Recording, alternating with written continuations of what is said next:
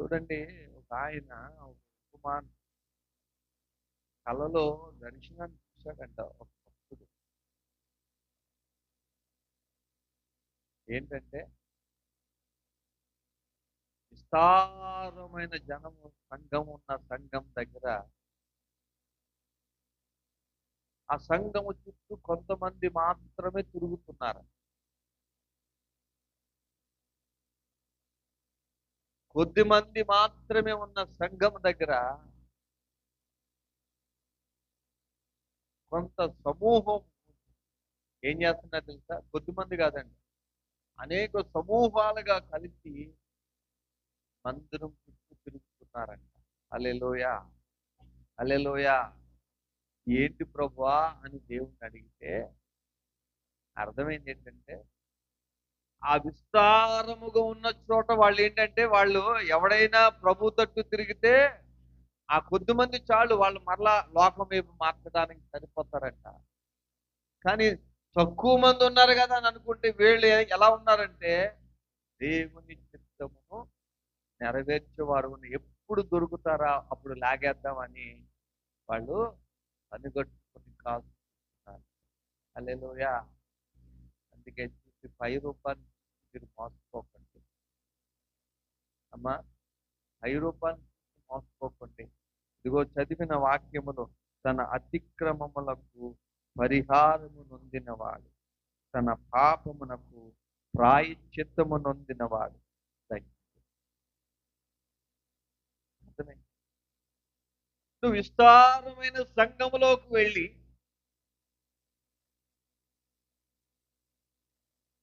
నీ పాపమునకు ప్రాయశ్చిత్తము నొందగలిగిన పశ్చాత్తాపమును కలగకపోతే ఏం లాభం? చెప్పండి, ఏం లాభం? హల్లెలూయా, హల్లెలూయా. 12-13 సంవత్సరాల క్రితం నేను మిషన్ గారిని కలిసినప్పుడు ఆయనతో ప్రార్థన చేసుకుంటే పక్క వాళ్ళకి చెప్పేవాడు, సేవకులకు చెప్పేవాడు. ఆ మాటలన్నీ నాకు ఇప్పటికి కూడా గుర్తున్నాయి. ఏంటో తెలుసా? ఒక విశ్వాసి తీసుకొచ్చి 10 రూపాయలు కానుకేస్తే ఆ కానుకను ఎలా చెప్పేవాడో తెలుసండి? ఇది విశ్వాసుల రక్తము, ఇది దేవుని పని కొరకు ఖర్చు పెట్టండిరా, వ్యర్థంగా ఖర్చు పెట్టండి, వ్యర్థంగా. హల్లెలూయా, హల్లెలూయా.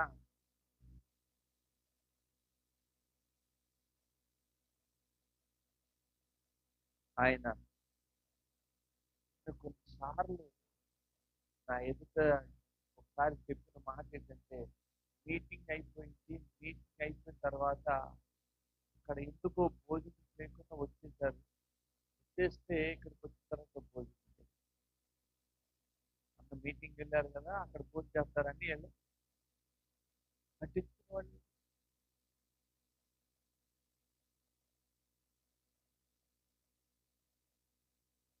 హల్లెలూయా.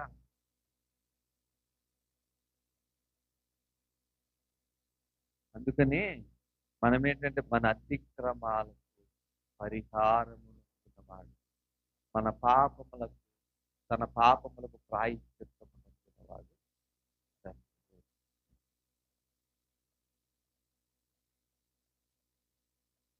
ఎక్కడ మన అతిక్రమాలకు పరిహారం దొరుకుతుంది? పరిహారం.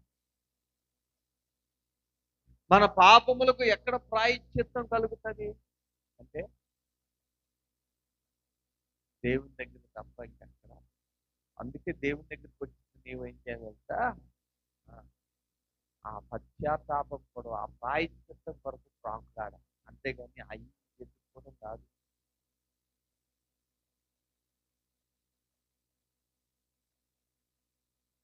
ఏమంటే వాటి కోసం ప్రాకులాడాలి. ప్రాకులాడ. చూడండి, 91వ కీర్తన 4వ వచనాన్ని చదువు. ఆయన తన రెక్కలతో నిన్ను కప్పు, ఆయన రెక్కల కింద నీకు ఆశ్రయము, ఆయన సత్యము, కేడమును దాలునై ఉన్నది. హల్లెలూయా. ఆయన సత్యం ఏంటంటే కేడము, దాలు. ఆయనే సత్యం.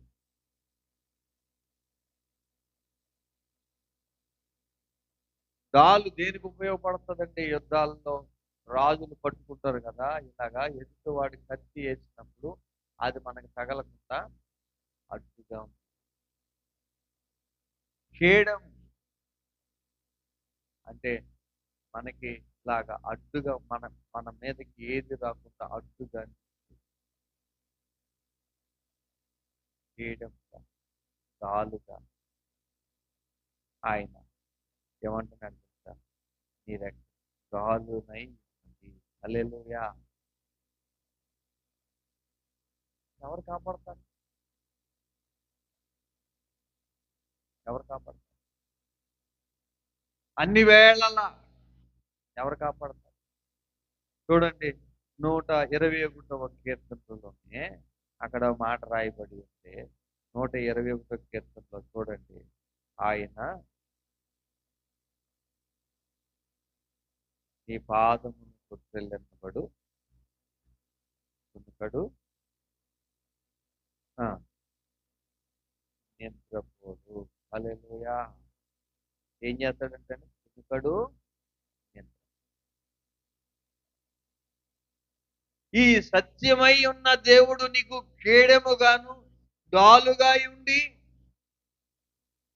నీ పాదమును తొట్టిల్లనవనవాడుగా కునుకక నిద్రపోక నిన్ను కాపాడుతున్నవాడు నా యేసయ్య. హల్లెలూయా. ఇది మర్చిపోయి ఏదో మనంతట మనమే క్షేమమును కలగజేస్తున్నట్టుగా మనం ఫీల్ అవ్వకూడదు.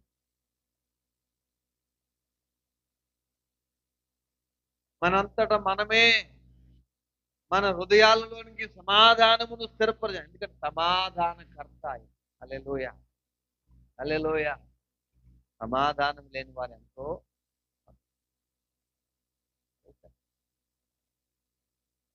సమాధానం లేని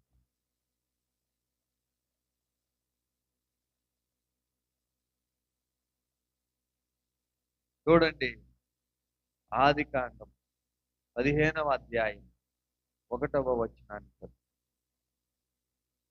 అప్పుడు మోషే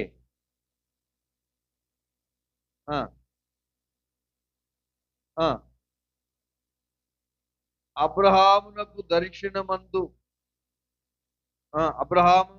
దర్శనమందు వచ్చి, అబ్రామా భయపడదు, నేను నీకు కేడము, నీ బహుమానం అత్యధికమగునని చెప్పాను. హల్లెలూయా. ఎవరితో చెప్పారు? అబ్రహాముతో. అబ్రహాముగా మారక ముందు, అబ్రాహాముగా ఉన్నప్పుడు దేవుడు అబ్రహాముతో చెప్తున్నా సత్యమైన మాట.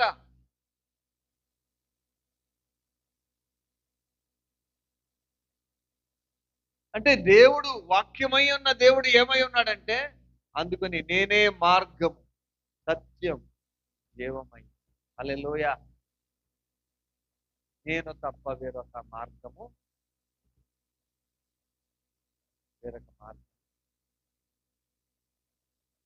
అంటే దేవుని మాట సత్యమైనది, దేవుని మాట యథార్థమైనది. దేవుని మాట ఏమంటున్నాడంటే, ఆ మాట ఎలా ఉంటుందంటే, అబ్రహామా నా మాట నేను వాక్యమై ఉన్న నేను నీకు ఎలా ఉంటానండి? కేడెమునై ఉంటాను. భయపడదు. నిన్ను ఏం చేస్తానంటే తెలుసా? అత్యధికముగా నీ బహుమానము అత్యధికమగును. హల్లెలూయా. హల్లెలూయా. ఈ సత్యం క్రిందకి వచ్చిన వారి బహుమానం ఏమవుతుందంటే అత్యధికం అవుతుంది. ఈ సత్యము కింద నిలిచిన వారు, నిలకడగా ఉన్నవారు, వారికి దేవుడు ఏమై ఉంటాడంటే డాలునై ఉండి, కేడెమునై ఉండి, ఈ లోకములో ఉన్నటువంటి ఏ అపాయము వారి దరికి రాకుండా ఆయన తన రెక్కల చాటున దాచి ఉంచుతాడండి. హల్లెలూయా, హల్లెలూయా. చూడండి, ద్వితీయోపదేశ కాండము 32వ అధ్యాయం 11వ వచనాన్ని చదువు.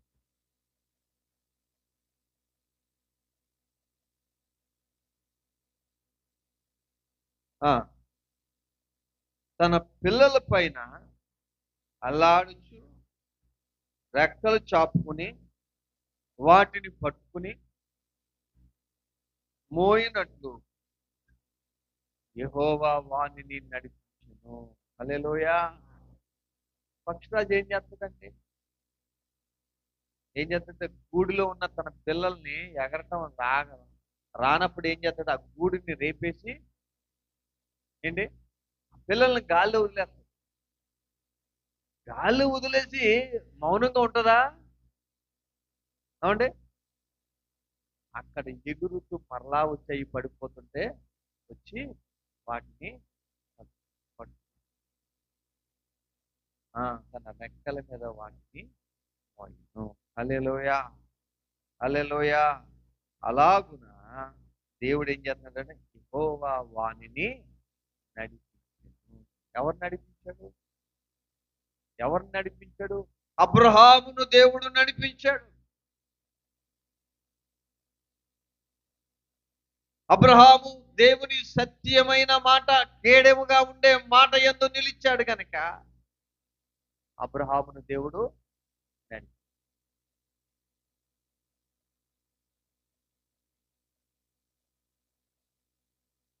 దేవుడు అబ్రహాముని ఒక్కరినే నడిపిస్తానని బైబిల్లో రాయబడి ఉందా?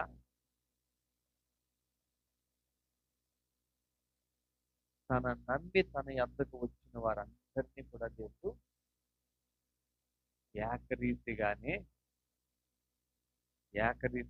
ప్రేమించేవాడు, ఆదరించేవాడు, నడిపించేవాడు. హల్లెలూయా. కనుక మనం ఏంటంటే దేవుని సన్నిధికి వస్తున్నప్పుడు దేవుని మాట అది మన కేడమై ఉంటుందన్న విషయం మర్చిపోతుంది. కాలునై ఉంటే అది మనం కాపాడుతుందన్న విషయం మర్చిపోకుండా ఆయన ఆ సత్యమందు నిలిచిన వారిని దేవుడు తప్పక నడిపించేవాడై ఉన్నాడు. చూడండి, రూతు గ్రంథం 2వ అధ్యాయం, రూతు గ్రంథం 2వ అధ్యాయం 12వ వచనం.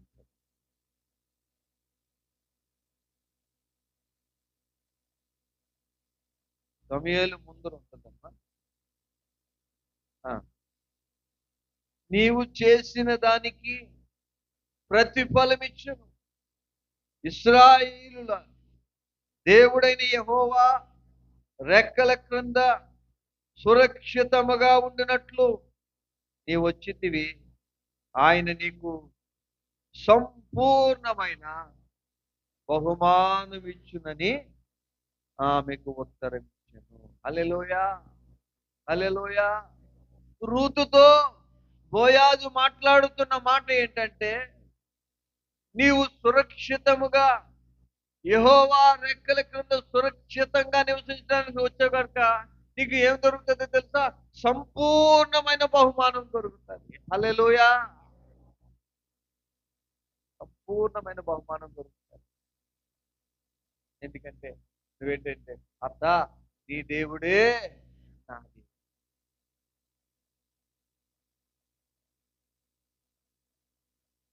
ఈ జీవము కలిగిన దేవుణ్ణి ఆరాధించడం చూసింది కనుక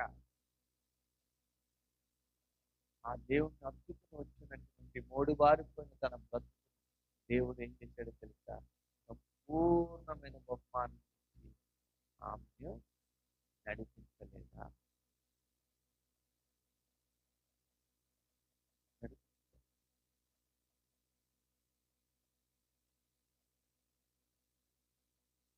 అంటే దేవుని మాట మనకి సత్యమైంది, కేడమైంది, పాలునైంది, మనలను నడిపి. దేవుడు నడిపించకపోతే, అందుకే మోషే అంటాడు, దేవా నువ్వు రాకపోతే మేము వెళ్తాం.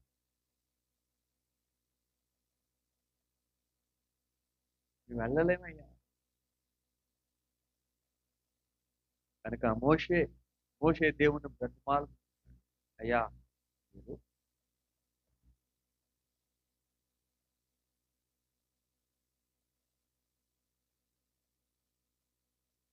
మరొక వాక్యం చూసుకుంటాం. సామెతలు కీర్తన భాగం 17వ అధ్యాయం 8వ వచనం. 17:8. నీ కృపాతిశయములను చూపుము, ఒకడు తన కనుపాపును కాపాడుకున్నట్లు నన్ను కాపాడుము. నన్ను లయపరచుకోరు దుష్టులను పోగొట్టి కాపాడుము. నన్ను చుట్టుకును నా ప్రాణ శత్రువుల చేత చెక్కకుండాను. నీ రెక్కల క్రింద నన్ను దాయి. హల్లెలూయా. దాయమని అడుగు. మనం ఎక్కడ దాగుకుంటే చూడండి, పాత నిబంధన గ్రంథాలలో ఏముండేటంటే, అంటే ఎవరైనా తప్పు చేస్తే ఆశ్రయపురాల్లోకి వెళ్ళిపోతే వాడి జోలికి ఎవరు కూడా ఏమి చేయకూడదు. ఇప్పుడు ఎవరి రెక్కల క్రింద మనకి సురక్షితంగా మనం నివసించగలుగుతామంటే, అదే కీర్తనకారుడు అంటున్నాడు, నీ కృపాతిశయములను చూపుము, ఒకడు తన కనుపాపను కాపాడునట్లుగా నన్ను కాపాడుము. నన్ను లయపరచగోరు దుష్టుల నుండి పోగొట్టి కాపాడుము. నన్ను చుట్టుకుని నా ప్రాణ శత్రువుల చేత చెక్కకుండాను. నీ రెక్కల క్రింద నన్ను దాచు. హల్లెలూయా, హల్లెలూయా. నీ రెక్కల క్రింద నన్ను దాయిస్తాడు. దేవుని రెక్కల క్రిందకు వస్తే, దేవుని సత్యమందు మనం నిలిస్తే, మనము ఎవ్వరు కూడా మనల్ని ఏమి, ఎందుకంటే ఆయన రెక్కల క్రింద ఉన్నవారు, ఆయన సత్యమందు నిలిచి వారు ఏమై ఉంటారో తెలుసా? వారి పాపమునకు ప్రాయశ్చిత్తం పొందిన వారు ధన్యులుగా ఉంటారు. హల్లెలూయా, హల్లెలూయా, హల్లెలూయా. మనము అట్టి రీతిగా సత్యమందు నిలిచిన వారమైతే, సత్యము అయిన దేవుని రెక్కల నీడలో ఉండటానికి ఇష్టపడి ఆయన గోజాడినట్లయితే, ప్రాధేయపడినట్లయితే, అబ్రహాము భయపడుతున్న సమయాలలో కూడా దేవుడు అంటున్నాడు, అబ్రహామా నేను నీకు కేడెమునై ఉంటాను, భయపడవద్దు అన్నాడు. అంతేకాదు, నీ బహుమానము అత్యధికమగునని ఎప్పుడైతే అబ్రహాముతో దేవుడు చెప్పాడో, అబ్రహాం ఏం చేశాడు తెలుసా? దేవుని మాటను నమ్మి ఆయన రెక్కల క్రిందనే ఉన్నాడు. హల్లెలూయా, హల్లెలూయా. దేవుడు తన రెక్కల చాటున అబ్రహామును దాయబట్టే, దేవుడు అబ్రహాముకు కేడెమునై డాలునై ఉండి తన మార్గాల యందు నడిపించబట్టే, దేవుడు ఎక్కడ నిలవమంటే అక్కడ నిలిచాడు, ఎక్కడ బలిపీఠం కట్టమంటే అక్కడ కట్టాడు. తన ఉన్న వారందరినీ విడిచిపెట్టి, తన యొక్క రక్త సంబంధాలను విడిచిపెట్టి, తన దేశాన్ని విడిచిపెట్టి, దేవుడు చూపించు దేశమునకు వెళ్ళి నిలవగలి. హల్లెలూయా, హల్లెలూయా. నిలిచి తన బహుమానం అత్యధికంగా దేవుని మాట ప్రకారంగా ఏం చేశాడు తెలుసా? తన బహుమానం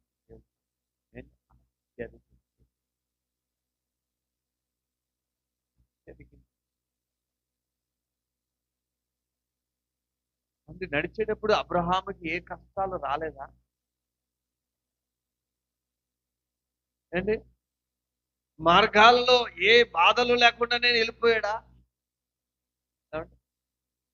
అంటే నడుస్తున్నప్పుడు మనం నడుచుకుంటూ వెళ్తే మన శరీరానికి అలసట రాదా? వస్తుంది, రాదా?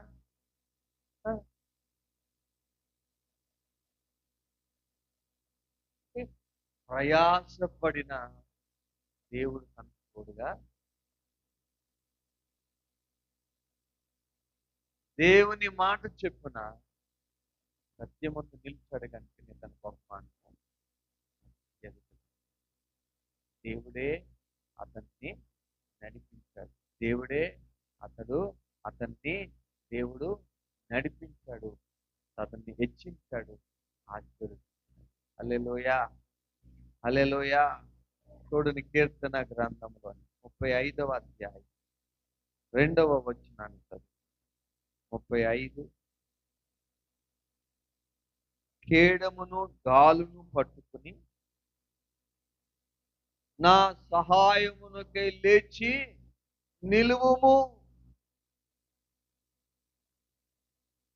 దేవా, కొండల తట్టు కనులెత్తి చూడగా నాకు సహాయం ఎక్కడి నుండి వచ్చును? యెహోవా వలనే నాకు సహాయము. అంటే యెహోవా వలనే, యేసయ్య వలనే సహాయం కలుగునని అప్పుడు కీర్తనకారుడు ఏమంటున్నాడంటే, దేవా నీవేంటంటే నా పక్షమున లేచి నిలువము. హల్లెలూయా. కేడమును డాలును పట్టుకుని నాకు సహాయమునకే లేచి నిలువుమయ్యా. నువ్వు నిలవకపోతే నేనేమి. హల్లెలూయా, హల్లెలూయా. అందుకే కదండి దావీదు గారు ఎప్పుడైనా సరే యుద్ధానికి వెళ్ళినా దేవుణ్ణి అడిగేవాడు, అయ్యా నన్ను వెళ్ళమంటావా అని చెప్పి దేవుని సన్నిధిలో ప్రార్థన చేసి, నాకు బలం ఉంది కదా అని వెళ్ళిపోలేదే, నేను రాజును కదా అని గర్వించి వెళ్ళలేదు.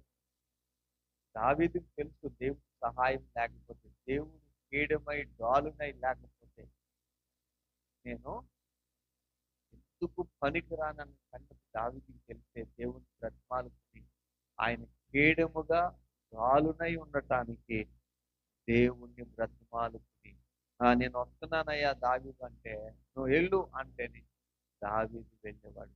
అందుకే దావీదు అన్ని విషయాలలో ఏం చేశాడు తెలుసా? యుద్ధములో జయము.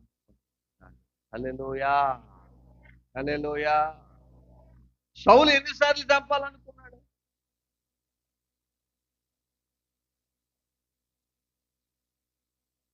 దావీదును తప్పించిన వారెవరు? కేడిమునై డాలునై ఉన్న ఆయన రెక్కల చాటున దాచిన దేవుడు తప్ప దావీదుకు సాధ్యమయ్యేదా? సాధ్యమయ్యేదా? చూడండి, క్రికెట్ లో కూడా సచిన్ టెండూల్కర్ కాంబ్లే ఇద్దరు కూడా మంచి స్నేహితులు. కానీ మంచి ప్లేయర్, కానీ సచిన్ టెండూల్కర్ లాగా తన స్థాయికి చేరుకోగలిగాడా?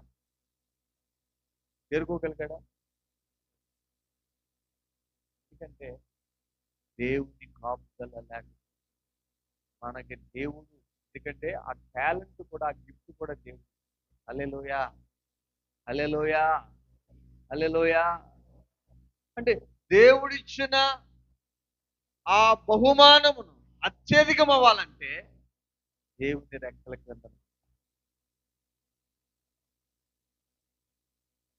దేవుని రెక్కల క్రింద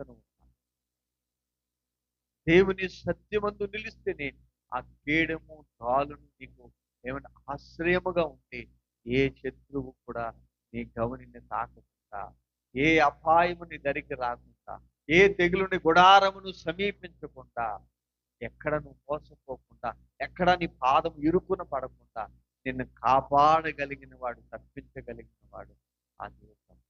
ఆ దేవుడు వాక్యమైన దేవుడు. హల్లెలూయా, హల్లెలూయా. 57వ కీర్తన 1వ వచనాన్ని త్వరగా చదువు. 57వ కీర్తన 1వ వచనం. నన్ను కరుణించుము దేవా, నన్ను కరుణించు, నీ శరణు జొచ్చి ఉన్న ఈ ఆపదలు తొలగి వరకు నీ రెక్కల నీడన శరణొచ్చి ఆపదలు కొరికే వరకు నీ శరణొచ్చి నన్ను కరుణించు, నన్ను కరుణించు. అంటే ఎక్కడికి వెళ్ళినా ఆపద వచ్చిన వారందరూ ఎక్కడికి వెళ్ళి కరుణించబడ్డారు, ఎక్కడికి వెళ్ళి వారు దాచబడ్డారు. అంటే దావీదు అంతటోడే ఆపద వచ్చినప్పుడు, సౌలు తరుగుతున్నప్పుడు ఎవరు రెక్కల క్రింద దాచబడ్డాడు? జీవము కలిగిన దేవుని రెక్కల క్రింద దాచబడబట్టే దావీదుని ఎవ్వరూ ముట్టలేరు. హల్లెలూయా, హల్లెలూయా. మోయాబు దేశములో అన్యురాలుగా ఉన్న రూతు అత్యధికమైన బహుమానమును పొందుకుందంటే ఎవరి రెక్కల క్రిందకి వచ్చింది? జీవము కలిగిన దేవుని రెక్కల క్రిందకి వచ్చావు కనుక నీ బహుమానము అత్యధికమగునని చెప్తున్నాడు. హల్లెలూయా, హల్లెలూయా. అందుకని ఈ మాటలు వింటున్న దేవుని బిడ్డలమైన మనందరం గమనించవలసింది, ఎవరైతే ఎవరైతే ఎవరైతే సత్యమైన దేవుని మాట యందు నిలిచి ఆయన రెక్కల క్రిందకి వస్తారో వారికి దేవుడు కేడెమనై ఉంటాడు, డాలునై ఉంటాడు. అంతేకాదు ఆయన ఆశ్రయ దుర్గమై ఉండి నీ పాదము తొట్టిల్లనివ్వడు, నిన్ను కాపాడుటలో కునుకడు, నిద్రపోడు అని దేవుని వాక్యం చలవిస్తూ ఉన్నది. హల్లెలూయా, హల్లెలూయా. అంతేగాని నిన్ను కాపాడువాడు డబ్బు కాదు, నిన్ను కాపాడువాడు నీ బలము కాదు, నిన్ను కాపాడగలిగింది మెడిసిన్ కాదు, నిన్ను కాపాడగలిగింది మనుషులు. ఎందుకంటే ఇంతవరకు నీకు ఆయుష్నిచ్చిన వాడు, ఇంతవరకు నిన్ను కాపాడిన వాడు, ఇంతవరకు నిన్ను నిలవబెట్టిన వాడు, ఇంతవరకు ఆపద సమయాలలో కృంగినప్పుడు నీ హృదయమును తట్టి నిన్ను బలపరిచిన వాడు ఎవరంటే ఆయన. చూడండి, అందుకే చూడండి 61వ కీర్తన 61వ కీర్తన 4వ వచనాన్ని చదువు. 61:4 వచనాన్ని. యుగ యుగములకును నేను నీ గుడారములో నివసించెదను, నీ రెక్కల చాటున దాక్కును. ఎప్పటి వరకు అంటే యుగ యుగాలు కూడా, యుగ యుగాలు కూడా నేను ఎక్కడ ఉంటానంటే నీ గుడారములోనే నివసిస్తాను, నీ రెక్కల చాటున దాక్కుందునయ్యా. ఎందుకంటే నీ గుడారములో అతిథిగా ఉండదగిన వాడు ఎవరంటే యథార్థవంతుడు, యథార్థవంతుడై ఉండాలి. అందుకనే ఆ నీ రెక్కల చాటున నేను దాక్కుంటానయ్యా, అంతకు మించి నాకు ఎక్కడా కూడా క్షేమము. హల్లెలూయా, హల్లెలూయా. ఎందుకంటే మనుషులు ఎవరు నమ్మదగిన వారు.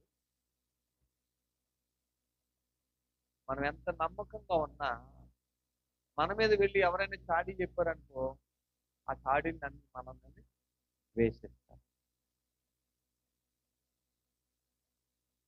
ద్వేషిస్తారు. కానీ హృదయంతరంగాలు ఎరిగిన దేవుడు ఎవ్వరి మాటను నమ్మడు. ఎందుకంటే ఆయన మన నోటి మాట రాక మునిపే మనం ఏం మాట్లాడతాం ఆయనకి ఇంకేంది, ఎవరి మాట నమ్ముతాడే? ఆయనకి తెలియదే ఉంది.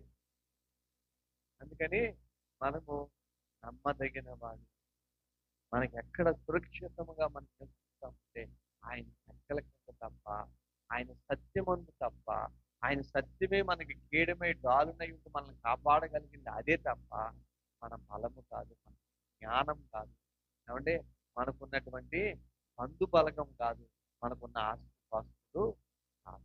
హల్లెలూయా. అబ్రహాం కూడా ఎంతమంది వచ్చారండి? వాళ్ళ అన్నదమ్ములు వచ్చారా? ఏమండి, ఎవరన్నా వచ్చారా? అబ్రహాము దేవుడి మాటలను బట్టి నడిచాడు కనుకని, ఏ ఆధారము లేనప్పుడు నమ్మి ఆ మాట చెప్పున నిలిచాడు కనుకని దేవుడు అన్నాడు, నీకు కేడుమనై ఉంటాను, రాజునై. హల్లెలూయా. ఉన్నాడు కదా, ఎక్కడ అబ్రహామును విడిచిపెట్టలేదు. తన వారందరినీ విడిచిపెట్టి వచ్చిన రూతును దేవుడు ఏం చేశాడు తెలుసా? సురక్షితంగా దేవుడు తన బహుమానము, అత్యధిక బహుమానము దేవుడు దయచేశాడు. హల్లెలూయా, హల్లెలూయా. అంతా మన వాక్యం జ్ఞానం మనకు ఆలోచన ఏదో పై మెరుగు మోసం లోకములో నుండి విస్తరించినటువంటి మన కంటికి కనబడుతున్నవన్నీ వాస్తవాలు అనుకుని మోసపోతారు. దేవుని సత్యమై నిలిచి మీరేం చేయండి? ఎందుకో తెలుసా? ఆ సత్యమైన దేవుడు ఒక్కడే మనకి ఎల్లవేళలా మనల్ని తొట్టిల్లిన ఉన్న కాపాడినవాడు, ఏడుమనై ఉన్నవాడు, తాలునై ఉన్నవాడు. చూడండి, ఆ యెషయా గ్రంథం 43వ అధ్యాయం 1 నుంచి 2 వచనాలు 1-2 వచనాలు చదువుకో. యెషయా గ్రంథము 43 1-2 వచనాలు చదువు. అయితే యాకోబు, నిన్ను సృజించిన వాడు యెహోవా, ఇశ్రాయేలు నిన్ను నిర్మించిన వాడు ఇలాగూ సెలవిచ్చుతున్నాడు, నేను నిన్ను విమోచించి ఉన్నాను, భయపడకు, పేరు పెట్టి నిన్ను పిలిచి ఉన్నాను, నీవు నా సొత్తు. నీవు జలములలో బడి దాటినప్పుడు నేను నీకు తోడై ఉందును, నదులలో బడి వెళ్ళినప్పుడు అవి నీ మీద పొర్లి పారవు, నీవు అగ్ని మధ్యను నడిచినప్పుడు కాలిపోవు, జ్వాలలు నిన్ను కాల్చవు. హల్లెలూయా, హల్లెలూయా. అందుకే దేవుడు అంటున్నాడు, నీవు నా సొత్తు. ఈ మాటలు వింటున్న దేవుని బిడ్డలారా, దేవుడు అంటున్నాడు, నిన్ను సృజించిన వాడును నేను, నీవు నా సొత్తు, నువ్వు భయపడకు. నువ్వు జలములలో బడి దాటినప్పుడు నేను నీకు తోడై, నదులలో వెళ్ళినప్పుడు నీవు మీద పొర్లి పారవు, నీవు అగ్ని మధ్యన నడిచినప్పుడు కాలిపోవు, జ్వాలు నిన్ను కాల్చవు. హల్లెలూయా, హల్లెలూయా. అంటే దేవుడు చూడండి ఎంత ఏడుమనై ఉండి డాలునై ఉంటాడో చూడండి. సత్యమైన దేవుడు, జీవమైన దేవుడు ఎలా ఉంటాడంటే అగ్ని మధ్యలో నడిచినప్పుడు కూడా మనలను ఆలని. హల్లెలూయా. షడ్రక్, మేషక్, అబేద్నెగోలు దేవుడు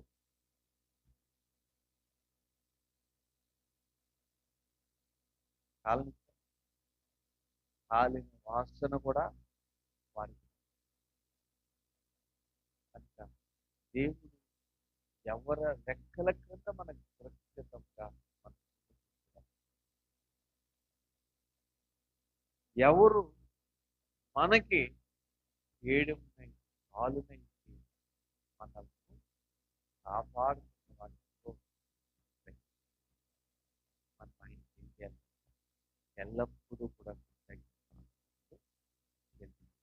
హల్లెలూయా, హల్లెలూయా, హల్లెలూయా. మత్తయి సువార్త 23వ అధ్యాయం 37వ వచనం. 23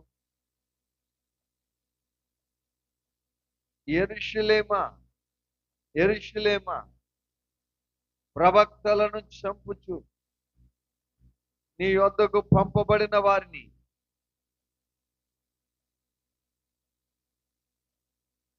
చదువు. పంపబడిన వారిని రాళ్లతో కొట్టుచును, ముందు కోడి తన పిల్లలను రెక్కల క్రింద ఎలాగు చెక్కును, అలాగే నేనును నీ పిల్లలను ఎన్నో మార్లు చేర్చుకొని వాళ్ళని ఇంటిని కానీ మీరు వల్లకపోతేది. హల్లెలూయా. ఇక్కడ యెరూషలేమా యెరూషలేమా, మీరేం చేస్తున్నారు? ప్రవక్తలను చంపు దాన. ఎన్నో మారులు కోడి తన రెక్కల చాటును తన పిల్లలను చేర్చుకున్నట్లు చేర్చుకోవాలనుకున్నాను కానీ మీరు ఒప్పకపోతే. హల్లెలూయా, హల్లెలూయా. అందుకే దేవుని వాక్యం కలిగి ఆయన రెక్కల క్రిందన మనల్ని దాయాలని, ఆయన మనకి కేడుమునై గాలునై ఉండి మనల్ని నడిపించడానికే దేవుడు పిలిచాడు, తన సొత్తుగా చేసుకున్నాడు. ఆయన మనలను సృజించిన వాడు. హల్లెలూయా. అంటే ఆయన లేకుండా మనము లేము, ఆయన కలగ చేయకుండా మనం కలగలేము. తల్లి గర్భములో ఉన్నప్పుడు, పిండముగా ఉన్నప్పుడే ఆయన కన్నులు నిన్ను నన్ను చూశాయి. ఆ చూచిన దేవుడు మనల్ని ఏర్పాటు చేసుకుని ఆయన రెక్కల క్రిందకి పిలుస్తున్నాడు. సురక్షితంగా నివసించడానికి నేను పిలుస్తున్నాను. నేను అబ్రహాముతో చెప్పినట్టుగా భయపడకు, నీ బహుమానము అత్యధికం. రూతుతో చెప్పినట్లుగా, ఇదిగో యెహోవా రెక్కల కింద సురక్షితంగా ఉండటానికి వచ్చావు కదా, నీకు శాశ్వతమైన బహుమానము. హల్లెలూయా, హల్లెలూయా. అంటే ఎవరైతే దేవుని రెక్కల క్రిందకు వస్తారో, ఎవరైతే దేవుని రెక్కల క్రింద ఉండి దేవుని బ్రతిమాలుకుని, అయ్యా మీరు కేడమై ఉండి డాలునై ఉండి నీ రెక్కల క్రింద నన్ను దాయమయ్యా అని అడుగుతారు, వారిని దేవుడు ఏం చేస్తాడు? వారి బహుమానము అత్యధికం చేస్తారు. శాశ్వతమైన బహుమానంతో వారిని ఆశీర్వదించే దేవుడు. హల్లెలూయా. మార్కు సువార్త 13వ అధ్యాయం 31వ వచనం. 13. ఆకాశము గతించునుగా, నా మాటలు గతింపవు. అమ్మా వింటున్నారా? ఆకాశము భూమి గతించిపోతుందేమో గాని నా మాటలు గతించవు.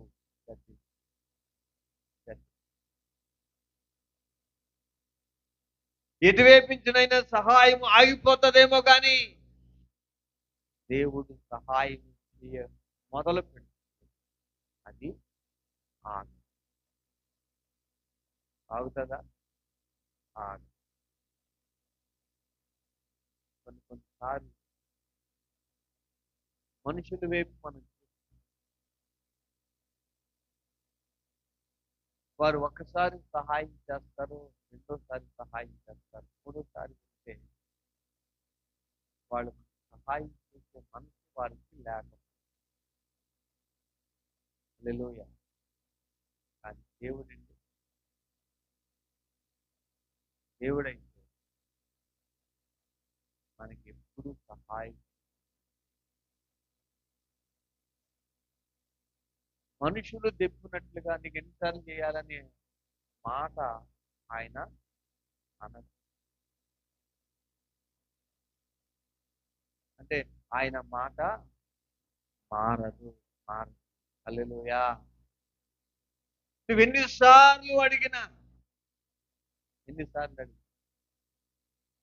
ప్రభా నువ్వు సొత్తు అన్నావు కదా, నీకు కేడుమనై డాలునై ఉంటానన్నావు కదా, ఇదిగో నేను ఆపదలో ఉన్నానయ్యా, ఇప్పుడు నా కేడుమనై డాలునై ఉండి నా పక్షాన నిలువయ్యా అని నువ్వు ఎప్పుడు బ్రతిమాలుకున్నా, ఎప్పుడు దేవునికి ఆ మాటలు గుర్తు చేస్తున్నా, ఆయన నీకు కేడుమనై డాలునై ఉండి ఆయన తన రెక్కల చాటున నిన్ను దాచే దేవుడై ఉన్నాడు. హల్లెలూయా, హల్లెలూయా, హల్లెలూయా.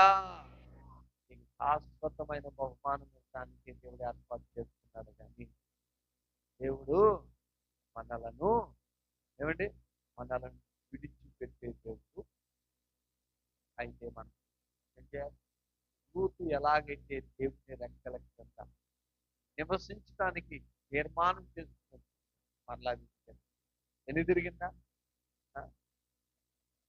అత్తగారి ఇంటికాడ కూర్చుంది కదా అని చెప్పేసి అత్తగారి మీద వంతి వేసి తన బాధ్యతను మర్చిపోలేదు.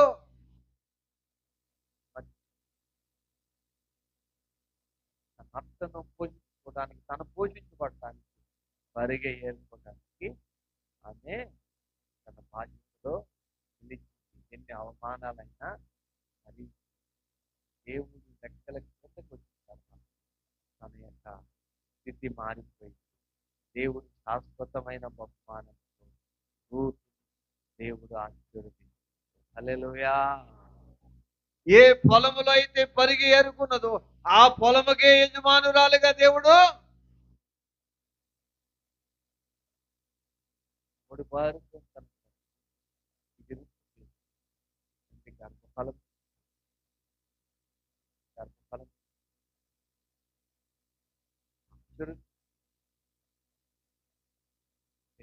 దేవుని లెక్కల క్రిందకి, దేవుని మాట నమ్మి వచ్చిన, దేవుని దగ్గరికి వచ్చినటువంటి రూతు ఏమండి ఆశీర్వదించబడిందా? ఏమండి ఆశీర్వదించబడలేదా? చెప్పండి అమ్మా. ఆశీర్వదించబడి ఆశీర్వదించ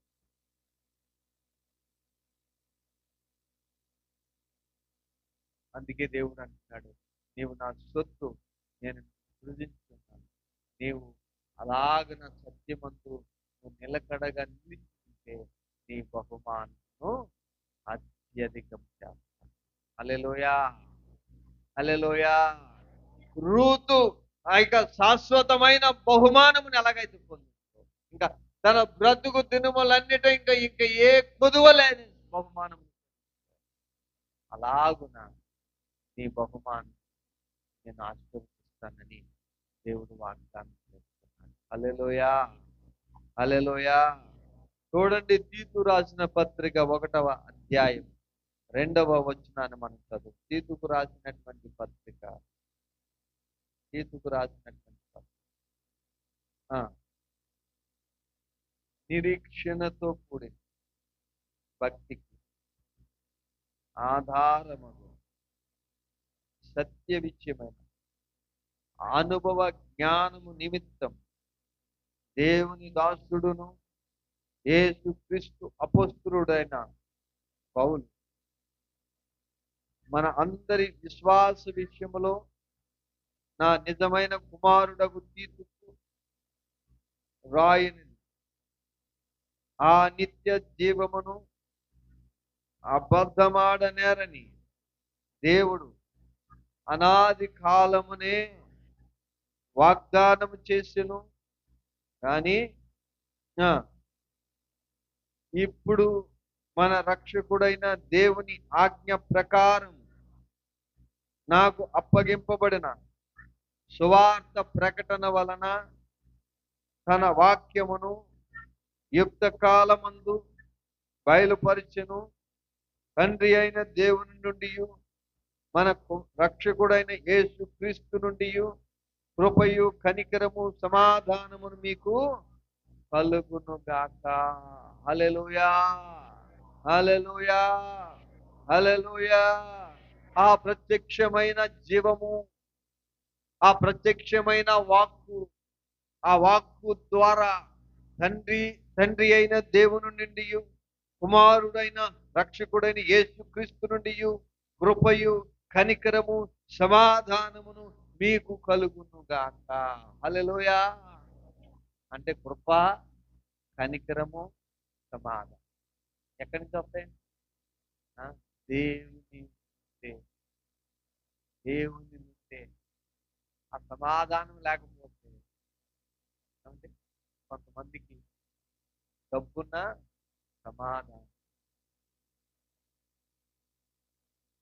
సమాధానం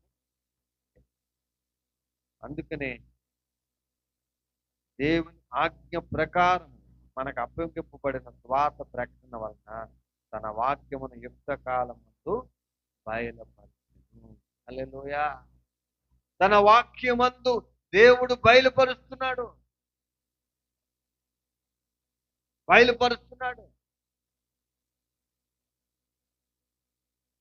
ఎవరి రెక్కల క్రింద మనకు సురక్షితముగా మనం నివసిస్తామో, ఎవరి దగ్గరికి వస్తే మన పక్షమున కేడుమునై డాలునై ఉండి మనల్ని రక్షించగలిగిన రక్షకుడు ఎవరు? మన పాపములకు ప్రాయశ్చిత్తము, మన అతిక్రమములను పరిహరించగలిగిన వాడు ఎవరు? ఆ వాక్యము మనకు తెలియజేస్తారు. అది నమ్మి ఆయన రెక్కల కిందకు వచ్చిన వారు అందరూ కూడా వారి బహుమానం అత్యధికమైన శాశ్వతమైన బహుమానాన్ని పొందారు. అందుకనే ఆ వాక్యము నమ్మిన, ఆ వాక్యము వెల్లడి చేయబడిన, ఆ వాక్యమును విశ్వసించిన అబ్రహాము బ్రతుకు ఏమైనా విశ్వాసులకి తండ్రిగా మారి, ఆ వాక్యమును నమ్మి వచ్చిన, ఆ వాక్యము కింద వాక్యమైన దేవుని క్రిందనే నేను ఉంటానని విశ్వసించి వచ్చినటువంటి మోయాబురాలైనటువంటి అంజురాలైన రూతు. హల్లెలూయా, హల్లెలూయా, హల్లెలూయా. ఎక్కడున్నప్పుడు నిజముగా దేవుని వాక్యము తీసుకుని తండ్రి అయిన దేవుని నిండు రక్షకుడైన యేసుక్రీస్తు నిండు కృప, కనికరము, సమాధానము కలుగుతున్నాయని విశ్వసి ఆయన రెక్కల క్రిందకి ఆ సత్యమైన వాక్యమును విశ్వసించి నువ్వు నిలిచి ఉంటే ఆపత్కాలములలో నీకు ఆయన కేడుమై ఉంటాడు, ఆయన రక్షణై ఉంటాడు, ఆయన డాలునై ఉంటాడు. ఆయన తన రెక్కల క్రింద నిన్ను దాచి ఏ శత్రువు నిన్ను తాకకుండా నీకు క్షేమము, సమాధానం కలిగించేవాడు మన హల్లెలూయా, హల్లెలూయా, హల్లెలూయా. కనుక చూడండి, ఎబ్రీయులకు రాసినటువంటి పత్రిక 6వ అధ్యాయం 17 సంకల్పం నిశ్చలమైనది, ఆ వాగ్దానమునకు వారసులైన వారికి మరి నిశ్చయముగా కనుపరచవలనని ఉద్దేశించిన వాడు తాను అబద్ధమాడజాలని నిశ్చలమైన 2 సంగతులు ఉంచబడిన నిరీక్షణను చేపట్టుటకు శరణాగతులమైన మనకు బలమైన ధైర్యము కలుగునట్టు ప్రమాణము చేసి వాగ్దానమును దృఢపరిచెను. ఆ నిరీక్షణ నిశ్చలమును స్థిరమునై మన ఆత్మలకు లంగరు వలె నుండి తెరలోపల ప్రవేశించుతున్నది. హల్లెలూయా. దేవుడు వాగ్దానం చేసిన దేవుడు, ఆయన అబద్ధమాడని దేవుడు. ఈ సంగతులను దేవుడు మనకి తెలియజేస్తాడు. ఆ 2 సంగతులు ఏంటంటే, ఆయన కేడుమునై ఉండువాడు, గాలునై. అది నిత్య సంకల్పం. ఆ నిత్య సంకల్పమును, ఆ వాగ్దానమును ఆయన ఏం చేశాడు తెలుసా? వాగ్దానమును దృఢపరిచెను. హల్లెలూయా, హల్లెలూయా, హల్లెలూయా. కనుక నమ్మదగిన దేవుడు, ఇచ్చిన మాటను దృఢపరిచే దేవుడు. ఆయన అబ్రహాము జీవితంలో కేడుమై ఉన్నాడు, గాలునై ఉండి తన బహుమానమును అత్యధికం చేశాడు. రూతు విషయంలో ఆయన కేడుమనై ఉండి, గాలునై ఉండి ఆయన ఏం చేశాడో తెలుసా? తన బహుమానం శాశ్వత బహుమానముగా దేవుడు ఆశీర్వదించాడు. హల్లెలూయా, హల్లెలూయా. అందుకే మరొక మాట తీసుకుందాం. 138వ కీర్తనలో 138వ కీర్తన 2వ వచనాన్ని చదువు. 138వ కీర్తన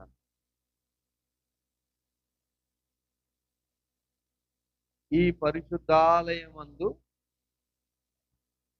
ఆలయము తట్టు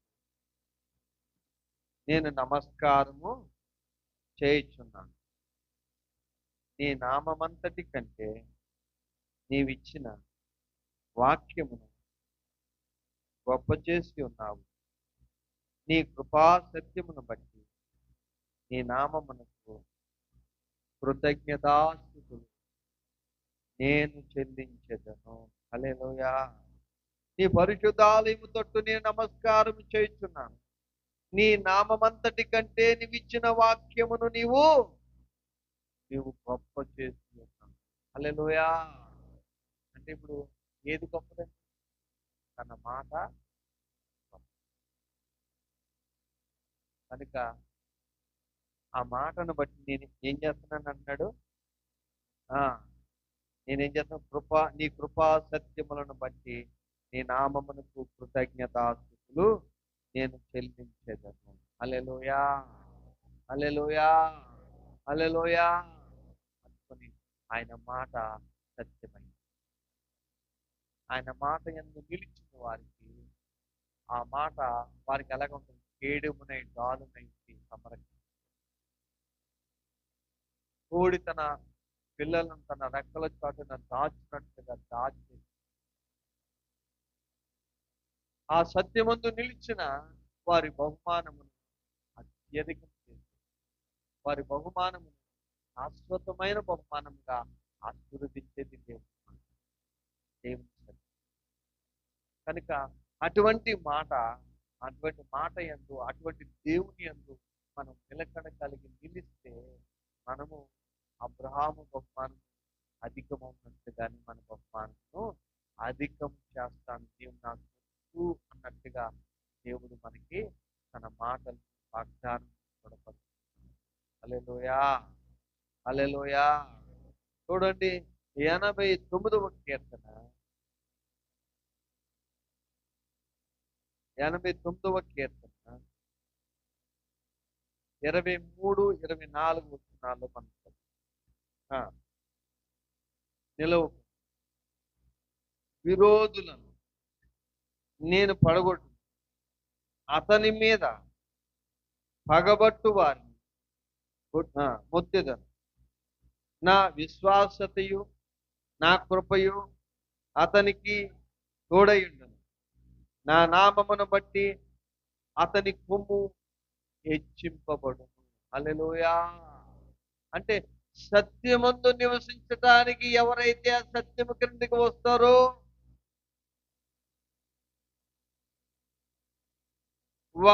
వారి శత్రువులనంట అతని ఎదుట నిలవకుండా అతని విరోధులను నేను పడగొట్టేదను. అతని మీద పగబట్టు వారిని మొత్తెదను. అంతేకాదు మళ్ళా అంటున్నాడు, ఏమంటున్నాడు? నా విశ్వాసతయు నా కృపయు అతనికి తోడయుండును. నా నామమును బట్టి అతని కొమ్ము హెచ్చించేదను. హల్లెలూయా, హల్లెలూయా. అంటే మన విరోధులను ఆయన ఏం చేస్తాడు? మొత్తుతాడంట, పడగొడతాడంట. ఆయన మనను ఏం చేస్తాడంటే తోడయుండి ఆయన నామమును బట్టి మన కొమ్ము హెచ్చించువాడై ఉన్నాడు. హెచ్చించువాడై. కనుక అబ్రహాముని హెచ్చించిన వాడు ఎవరు? ఆయన కాదా? రూతుని హెచ్చించిన వాడు ఎవరు? ఆయన కాదా? రూతు జీవితము ఇశ్రాయేలు వంశములో రాయబడటానికి అంత ఆశీర్వాదముగా అంత శాశ్వతమైన బహుమానం పొందటానికి ఆ సత్యమందు నిలవబట్టే కదా దేవుడు కేడుమునై డాలునై ఉన్నాడు. హల్లెలూయా. ఆ సత్యమందు నువ్వు నేను నిలిస్తే మన బహుమానం అత్యంత లేదా? ఆ సత్యమందు నిలవకుండా మనము తోచిన విధంగా మనం నడుచుకుంటే మన బహుమానం ఎలా? హల్లెలూయా, హల్లెలూయా. బహుమానం ఎలా పొందుతుంది?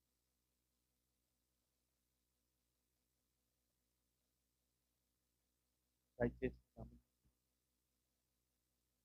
ఆలోచించండి. ఈ సంవత్సరం ముగిపోతుంది.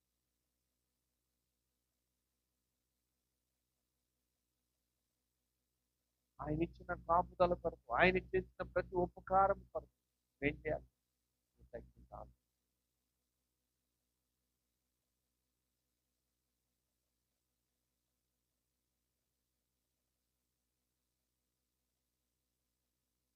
నువ్వు చేసిన ప్రతి అతిక్రమమునకు, ప్రతి పాపమునకు ప్రాయశ్చిత్తము దొరుకుతుంది. అందుకని ఆయన దగ్గరకు వచ్చి ఎప్పుడైతే నువ్వు పశ్చాత్తాపడతావు, విడిపించగలిగిన నాదు, ఆయన రెక్కల చాటు నిన్ను దాచేవాడు, నిన్ను కాపాడగలిగిన వాడు, నిన్ను మార్చగలిగిన వాడు ఆయన వాక్యమే. వాక్యమే. హల్లెలూయా. ఆ వాక్యము ఆదిలోనే ప్రత్యక్షమైంది. ఆదిలోనే ప్రత్యక్షం. ఆ జీవము ప్రత్యక్షమైంది. ఆ జీవమును నమ్మిన వారు, ఆ మాటను నమ్మిన వారు, ఆ మాటను విశ్వసించి నడిచిన వారు అందరూ మంచులైపోయారు. వారు అత్యధిక ఆశ్చర్యపడ్డారు. ఆ వరుసలోనే అబ్రహాం ఆశ్చర్యపడ్డాడు. ఆ వరుసలోనే రూతు ఆశ్చర్యించబడ్డాడు.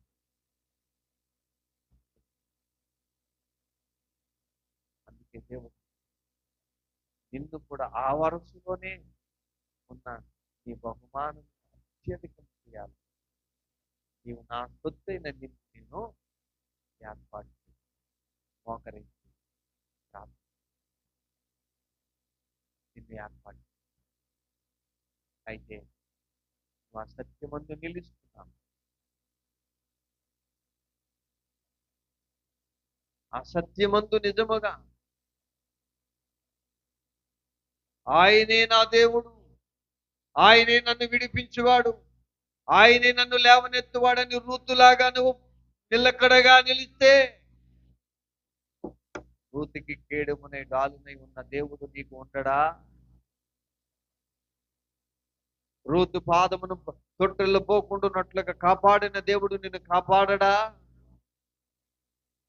నిన్ను కాపాడు దేవుడు కునుకడే, నిద్రపోడే.